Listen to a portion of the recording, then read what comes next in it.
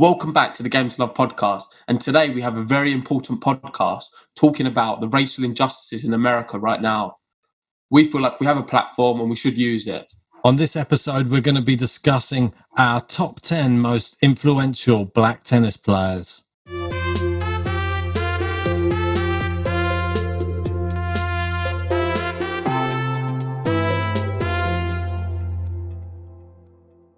Let's talk about what's going on right now, because there's riots in America, all over Europe. It seems to be spreading everywhere, and I'm completely in favour of it. Don't get me wrong, some of the riots are getting extremely out of hand, but at the end of the day, this is a voice that's not been listened to for so long, and it's led to the point where it's got to this. And if I feel if we are able to see some real change from this, then I think it's completely worth it. Because it's been a problem which has been going on for too long.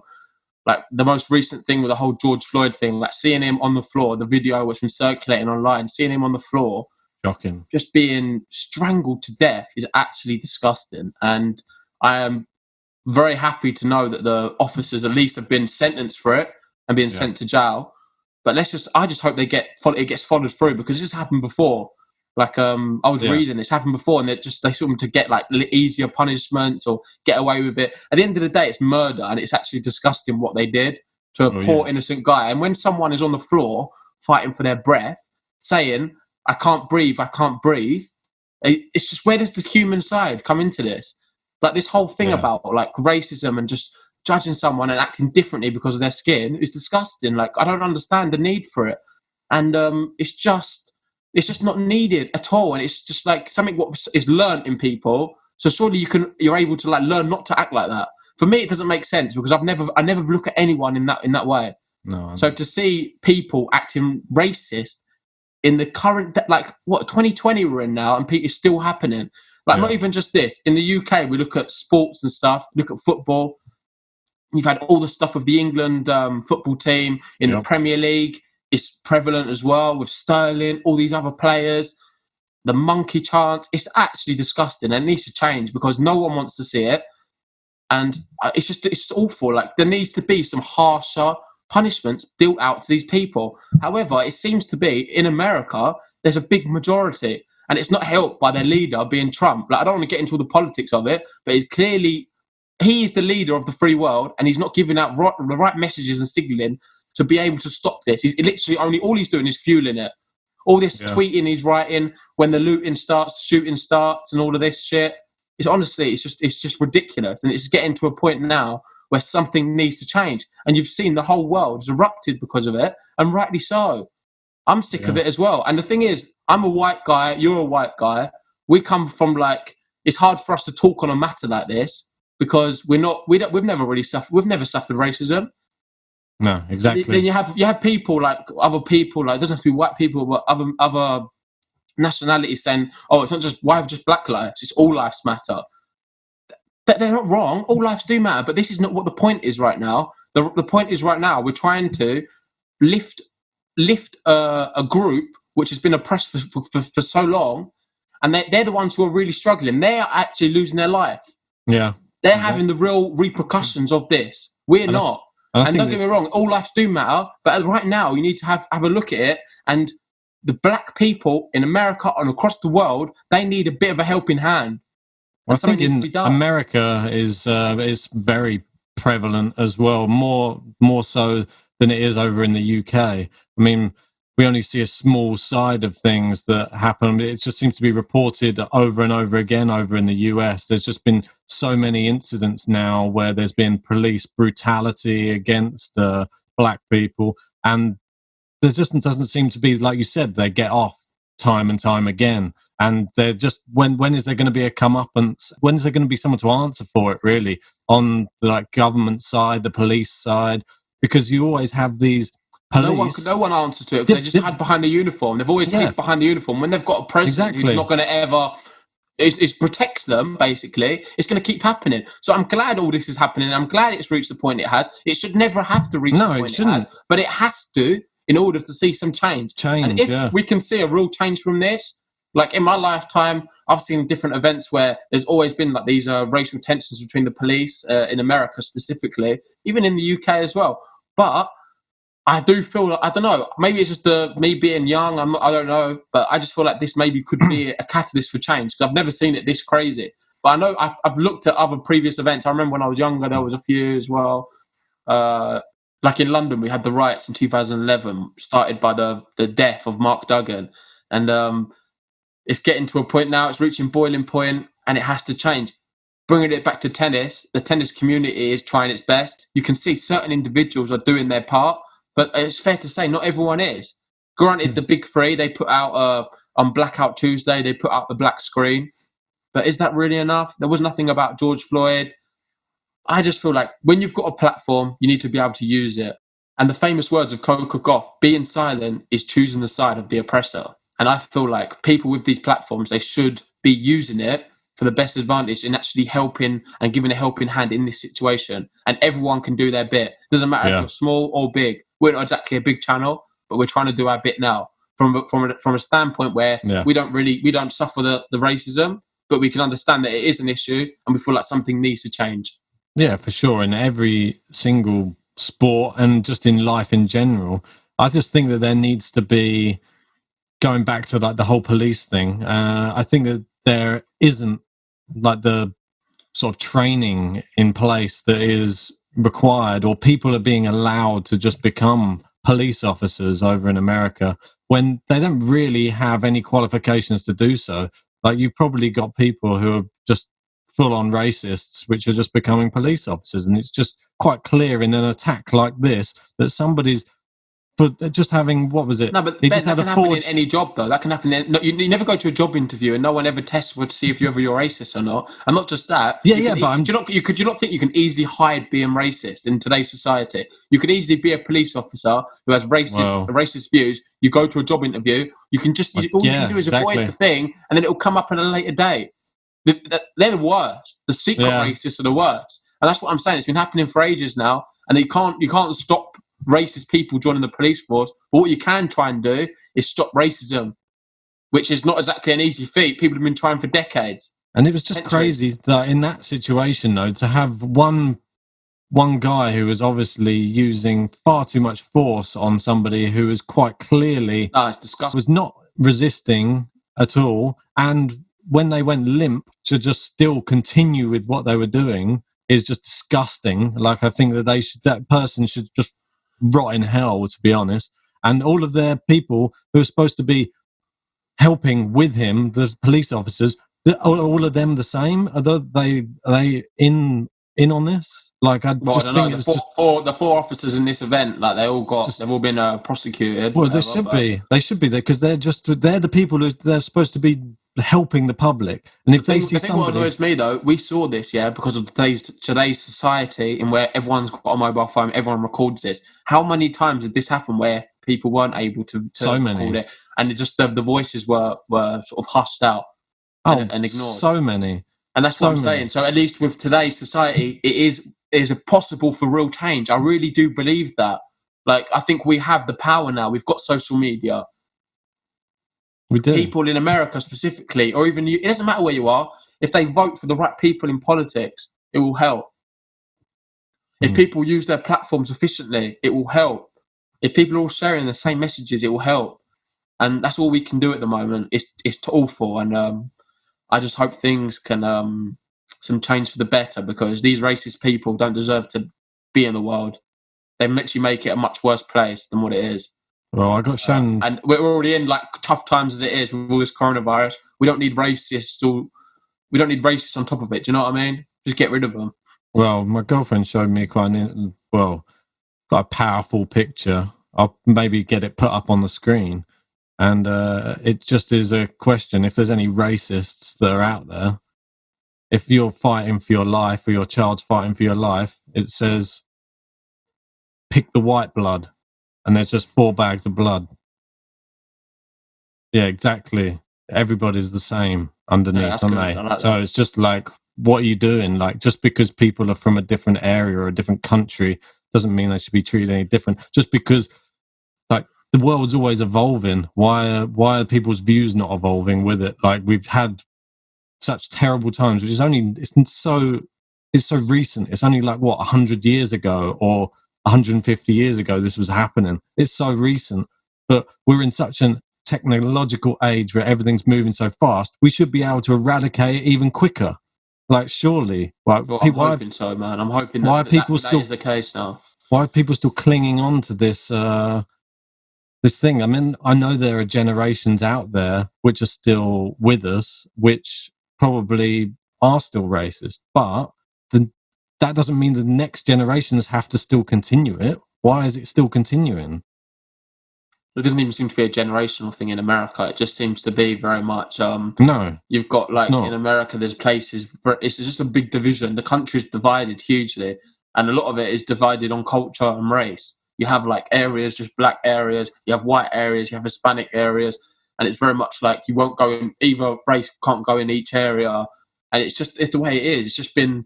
It's terrible. It's been like that for some time, and something drastically needs to change. Hopefully this can be a catalyst for change. That's what I'm praying. So. And all we can do is just share awareness for it, and just...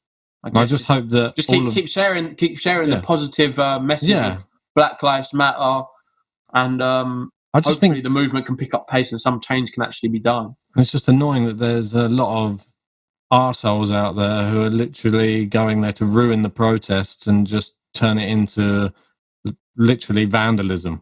And that's another matter altogether. Of course, you're going to get that, and it's just like what are you doing? Yeah, literally, and that's not you what have that in all riots. So every riot, you'll get that. It doesn't matter what the riot's for. You always get the people who go just for the whole. They're not black people doing it though. That's the thing. And it's just like there's other people. I don't think it matters. It doesn't really matter. It can be black. It can be anyone who does it. Why? These people do it for the. Because like, do you know the football fans when they go to a football match and they go, they're not going there to watch the mob mentality, isn't it? Mob mentality. Mate, it's sad in my opinion. Yeah. Or we can also in the description below we'll put some donate pages or petition pages as well, so you guys can share them or sign up or whatever and donate. Yeah. Anyway, we'll move on to our second segment now to the video. And this is going to be us discussing our top 10 most influential black tennis players.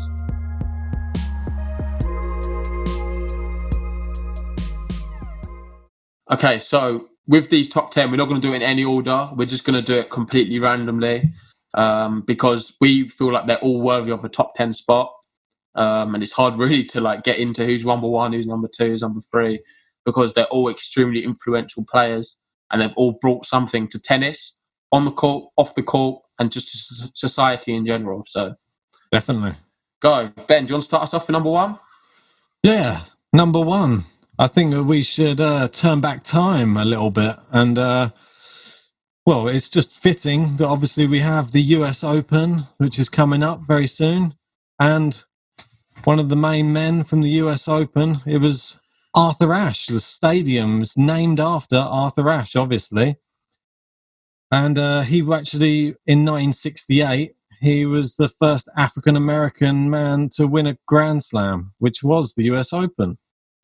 And he actually won two other Grand Slams after that, which was the Australian Open and Wimbledon as well. That was 1970 and 1975.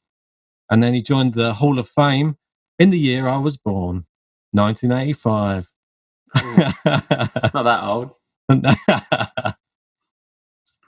But yeah, he was he was a big ambassador on and off the court, and he worked energetically with to prevent racism, and that was even back in the 60s and 70s, and it was probably even tougher back then to speak out about it because people were still very much, there was a lot of racism, there was even more racism. It wasn't frowned upon as much as it was like these days. So what an incredible person to be at that level of the game and still be doing your bit in such a society at that time, I think. Yeah, no, exactly like you said. Like back then it was even worse. Well, it was much worse than what it is now.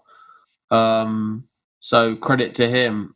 He's an incredible player. The first ever black player to win a Grand Slam. Yeah. I think the first ever to win the US Open, you said, and Wimbledon as well, which is an incredible achievement. That'll always stay with him. Yeah. And yeah, he was a brilliant player and someone definitely worth the mention as being in the top 10. It's got a stadium named after him. Okay, so number 2.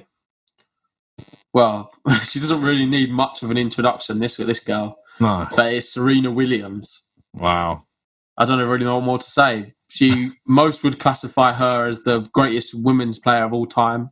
She's won 23 Grand Slam single titles, 14 women's doubles titles, and 2 mixed doubles. She's been number 1 for an impressive 319 weeks, which ranks her 3rd in the Open era among female players, only trailing to the greats, Graf and Martina Navratilova. Many view her as the face of women's tennis, and her achievements in the sport has made her a worthy flag bearer. Well, definitely. And there's probably no one who does more for American tennis as well than Serena Williams. So she's just a massive face when it comes to so many different things, like so many different sides of the game. She's just there. I think you think tennis, you think women's tennis, you think Serena Williams. Yeah, and that's everyone. Like people who don't even like tennis, if they talk about women's tennis, the first name would always be Serena Williams. And because she's not just that, she's won the most money in tennis as well. She's prize money. She's won $92 million, which is just ridiculous. Mate, have to get a money pit for all that, mate. Yeah, and it's just incredible. Like recently, we've seen she's given birth as well. She's come back and won another title, WTA title. So this lady is amazing, and she's a real ambassador to the sport, and it's just a pleasure really watching her. Just see how many years she's got left in her now. Yeah, I think she's still got a couple more Grand Slams in her. Yeah, definitely. Sure. Yeah, why not keep extending that record? Yeah, move on. Next person up on the list. Number 3. Yeah. Going back in time a little bit again. I'm covering them ones. You're a bit older. the older people. We got Yannick Noah, who marked his career becoming the first Frenchman in 37 years to win the Roland Garros tournament. That was in 1983. But he's the only French player of the modern era to have won a Grand Slam singles tournament. It's an interesting little fact, isn't it?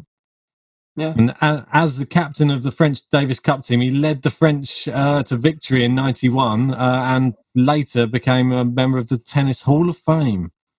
After sporting retirement, he pursued music, which is to my own heart. And he actually put out a couple of albums, which name a couple: Charango and Destination Allure, if that's the correct French pronunciation. No, yeah, I had to put a bit in about music there for you because I knew you'd want to talk about that as well. Well, yeah, very. Shows how versatile this guy is. He's multi-talented, clearly. To be able to reach the heights he did at tennis, being the first French player to win a Grand Slam. Yeah. And then later on, he's also being like the first Frenchman to win Roland Garros as well. That's huge. Wow, it's incredible. Yeah, he's a brilliant player on the court and clearly off the court. Very good with his music. Must have been a boom in French Open, that one, I bet. Not sure. Behind closed doors, that one. Anyway. Yeah. On to number 4. And this lady is definitely worthy of it. Whoa. It's Althea Gibson. Born in 1927 in South Carolina, in the heart of a segregationist America, Ali, as she was known, was the first black player to become a professional player and win a Grand Slam tournament at Roland Garros back in 1956. In 1957 and 1958, she won Wimbledon and the US Open, when she took the number 1 position in the world before retiring and becoming, in 1964, the first black golf player of the Ladies Professional Golf Association. Wow. How incredible is that? She's just like diving over into other sports. She's like the Michael... Firstly, she was the first ever black player to reach the number 1 spot. Impressive. She was also in a time in America, well, it's not really much better now, as we can see, but I think it was much worse then, in a very difficult time with a lot of racial injustices happening in the world. And she managed to fight all of that come back, play tennis, reach number 1, win Grand Slams. Wow. Incredible. And a brilliant player. And then after that, she thought, oh, you know what? I'm going to retire. I'm going to retire from tennis. She did an MJ. Play a bit of golf. And then she's become the first black golfer as well. She's done a Michael Jordan. She was the first black golfer, was she? It says, it's the first black golf player of the Ladies Professional Golf Association. Yeah, it's incredible. So she's done an MJ. She went and moved over sports. He went over baseball. She's gone golf. No. To be fair, I just found out about that today, and I thought that was remarkable. It's been actually really interesting researching some of the history of black tennis, and to see like some of these stories is really good. And hopefully, it can educate other people who don't know that themselves. I'm not sure. I don't think it's common knowledge for everyone. Maybe most of you it is, but I know that there's one person that we haven't got on the list, but I thought it might be worth mentioning just because, like, I know that James Blake, he's obviously a US black tennis professional. He actually had problems. I don't know how many years ago it was, but he had mistaken identity from like the police, and they attacked him whilst he was doing nothing, just stood outside a hotel, I believe.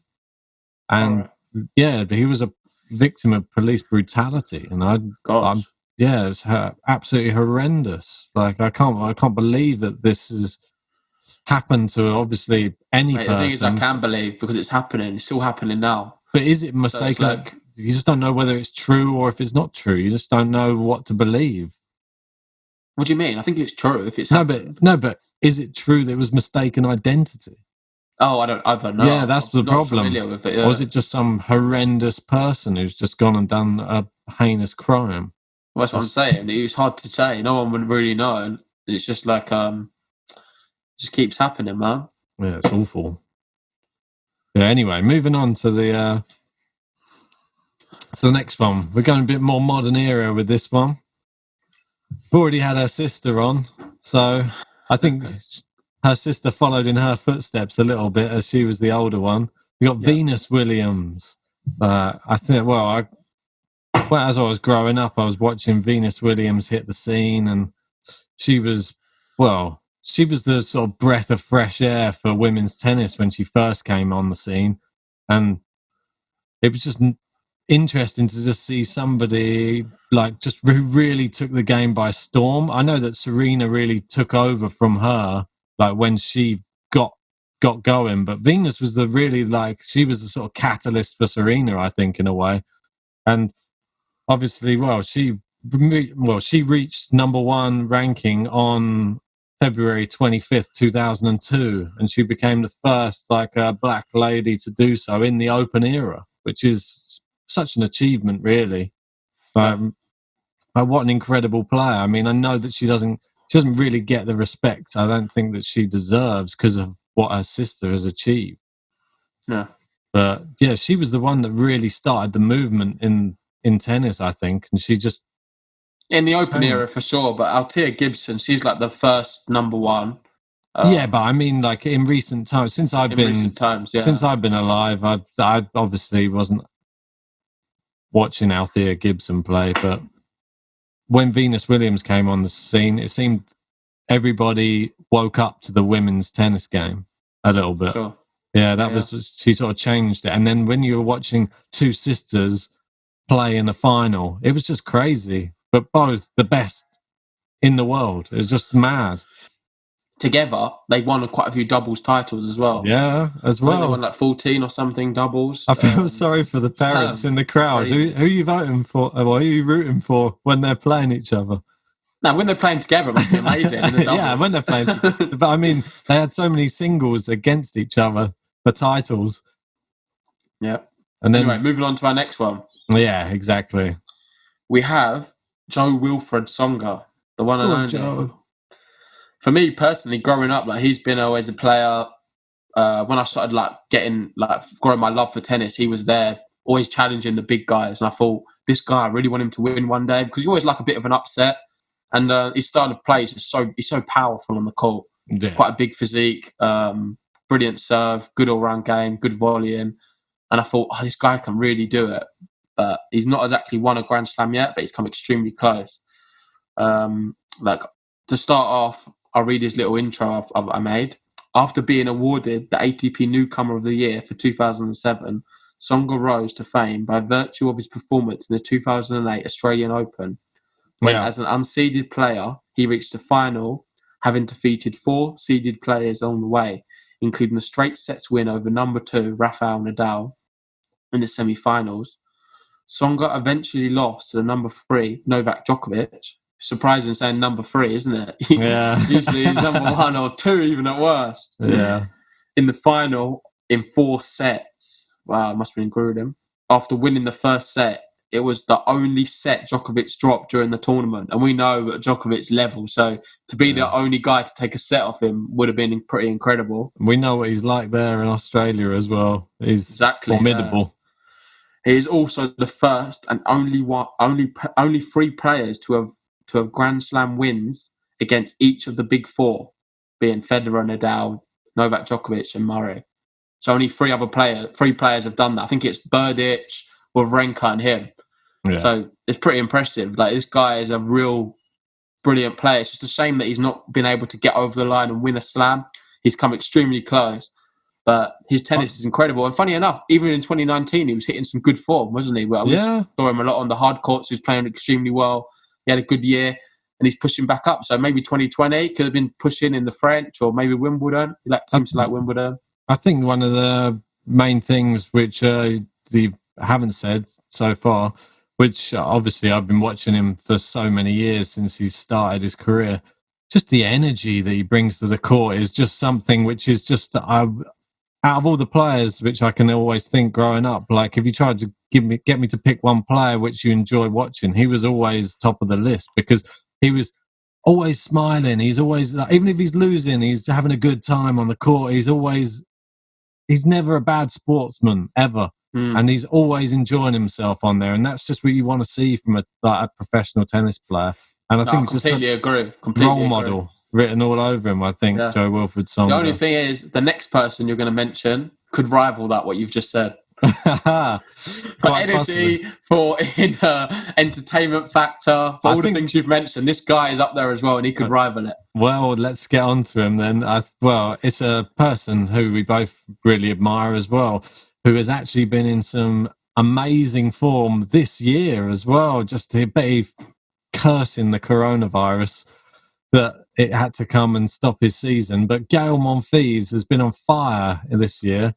And, wow, I mean, what a player. Where do we start with him? He's probably been in the top 10 for most of the time since I've been watching tennis in my life, I think. He's always up there and always a fan favourite. About that. I think it's 2005 he's always been there. Or he's beaten a player in the top 10.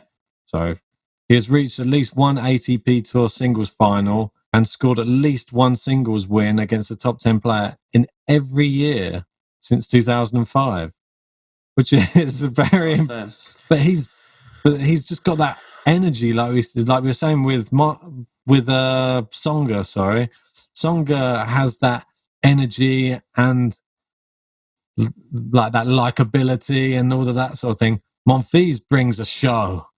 Like, you're coming to the Monfils show. He's just like, it is raw, it's power, it's energy, it's everything, it's speed. He's climbing up on the sides. He's like skidding down to the net. He's fast, man. He's so fast. He gets everywhere. He covers every blade of court. And something to touch back to what you said at the beginning. 2020 was his year, mate. He was winning everything. Him and Djokovic were neck and neck for like winning the most games. Djokovic just about beat him. It was very close. He had match points against Djokovic. But it just shows. I think he's playing some of the best tennis of his career. Yeah. And I think it would have been... It's a shame, obviously, we didn't get to see 2020 tennis and slams and everything and the big Masters tournaments. But I feel like he would have maybe won one of them. And it could have been a bit of an interesting upset. I would not have written him off at all. No. And that could have been any of the tournaments. I feel like he's very versatile on all the surfaces. So US if we come back, do not write him off. He's one of the big threats to the big 4. Not just that, because he's got experience as well. Like some of the other players who are more higher ranked, they don't have as much experience as he does. And I feel like if he's able to play his best tennis and use his experience, he's got a good chance against the big 3. Oh, that's for sure. That's for sure. Yeah, so moving on to our next one. Oh, definitely. Yeah, I'm glad I got this one as well. Yeah, I thought so. It's the one and only Coco Gauff. Yeah. So, Gauff made her WTA Tour debut in March 2019 at the Miami Open and won her opening match. She received a wild card into the qualifying draw at the 2019 Wimbledon Championships, where she became the youngest player in the tournament's history to qualify for the main draw. Yep. Wow. And then we know what happened after that. It literally set her up for it. She then reached the fourth round of the event, and each of her matches was the most watched of the day in the United States. Gauff would later reach the third round of the 2019 US Open and the fourth round of the 2020 Australian Open.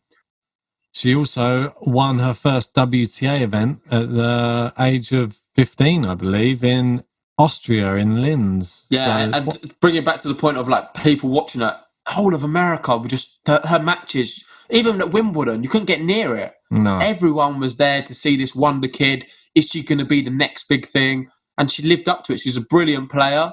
Beat and Venus recently, Williams what we've twice. seen, she's beat Venus twice now, which is no mean feat, as we've seen. She's on the list. And yeah, I think she's definitely deserving of being on there. Granted, people will say she's not won anything, but she's definitely, for me, deserves to be in the top 10 spot for what she's done on the court and recently what we've seen off the court. Yeah. She's been a massive advocate for change in America, and she's really a voice for this racial injustices, what's happening, and trying to make a change. Recently, she's done a very good speech where she addressed the people there. I think it was where was it? It was where in Delray Beach. Yeah, in Delray Beach. And it's extremely powerful. It just shows, mate, this girl is just so mature for her age. You would not think she's that age. The way she articulated her message, the way she got it across, I think it was extremely powerful.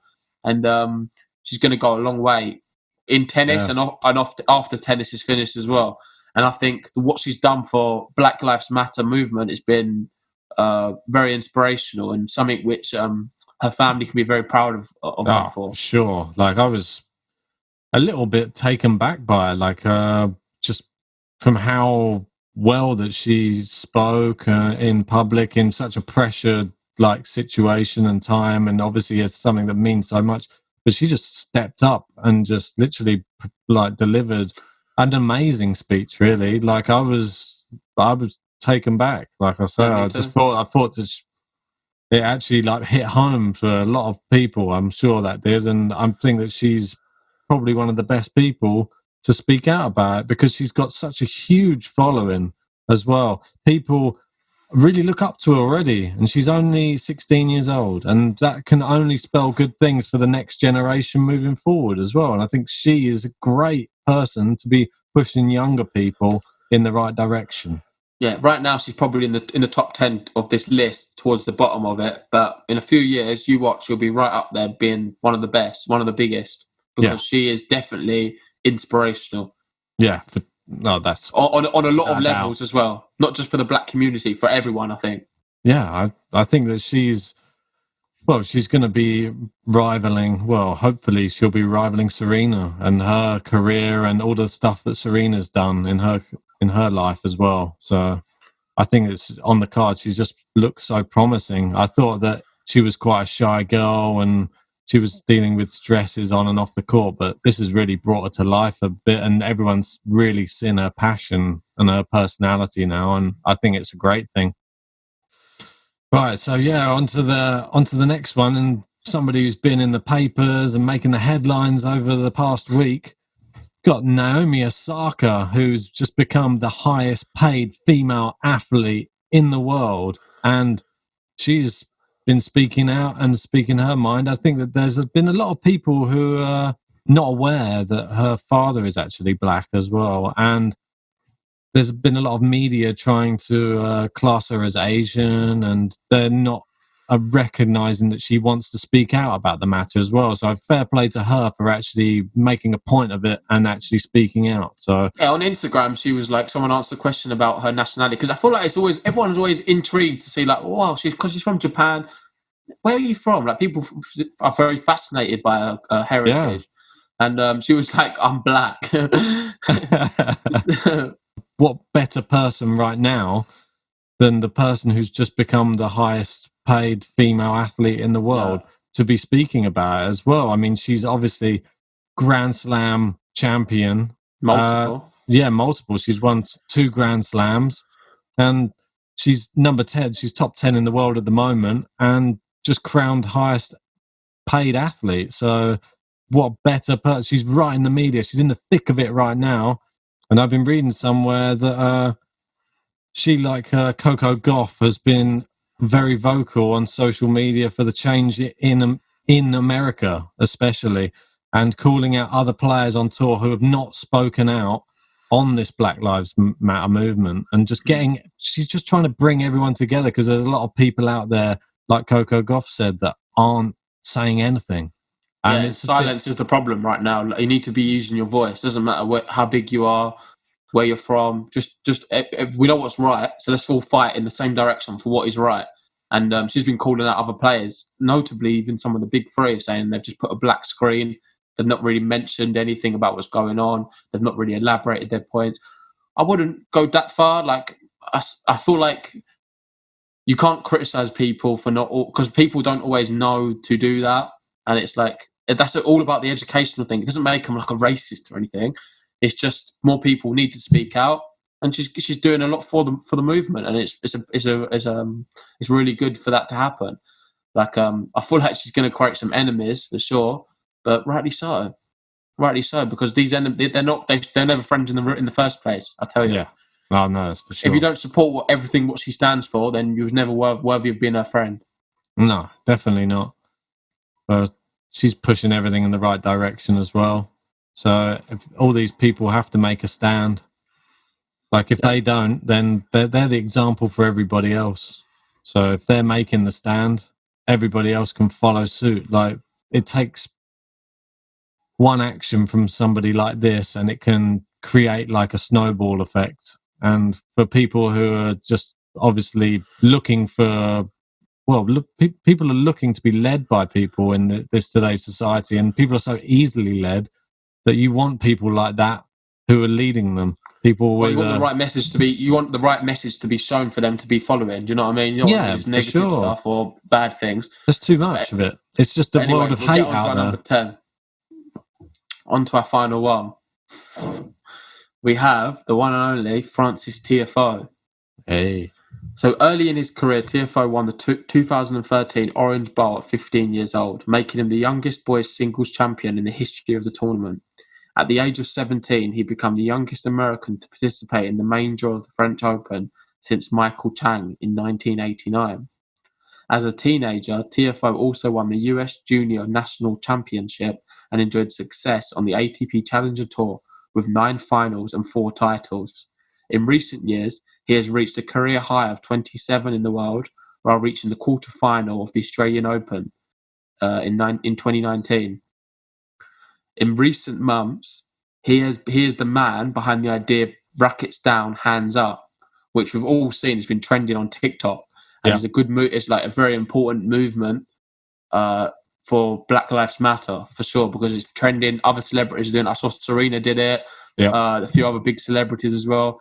And TikTok, as you know, is a growing app. Everyone, if you can get positive messaging on there, I think it's able to reach a lot of people, and not just that, maybe a younger audience, a more impressionable audience. And if they're getting the right messages now from a younger age, I think it's a brilliant thing for later in life to hopefully eradicate these problems from happening again. So it's a brilliant movement. I don't know if you've seen it. Literally, just put your racket down and hands up. Yeah. Frances Tiafoe for what he's doing for the black community, speaking out. The young player as well. He's a young player, and like I read off a second ago, he had a very good young career. He's still young now, 22. And he's got a lot of potential. He reached the quarterfinal. Yeah, exactly. He reached the quarterfinal in Australian Open. I feel like he's been stopping him from getting any further than what he has. No, I feel like he's been like one of those players who's literally been on the scene for a long time. It's like 22 years old. He's done so much for the game. He started young as well. That's what I'm saying. Yeah, and exactly. He's doing a lot now off the court as well for this whole Black Lives Matter movement, which is incredible. That's brilliant. Yeah, for me, he's definitely we wasn't sure whether to there was a few other players we've not mentioned. We had obviously Felix. He's a young guy speaking out about things. We had Madison Keys, another young girl. Sloane Stephens as well. Yeah. So there was loads of other names, but we just felt that the last spot we're going to give to Francis Tiafoe. That he's definitely worthy of it. Incredible player and a credible man. Definitely. So yeah, thanks for listening. We'll wrap it up there because we've been going on for a while. I hope you enjoyed this episode. They're our top 10. Let us know if you've got any other ideas for who you feel like should be in there. Another one we did have was Dustin Brown, maybe as well. Another name. In there. Some fancy trick shots and beating Rafael Nadal at Wimbledon. No mean he's a brilliant player. So yeah, thanks for listening. Make sure you support this movement. Get behind it. Use your voice, and let's try and make change together. Let's do it. Peace.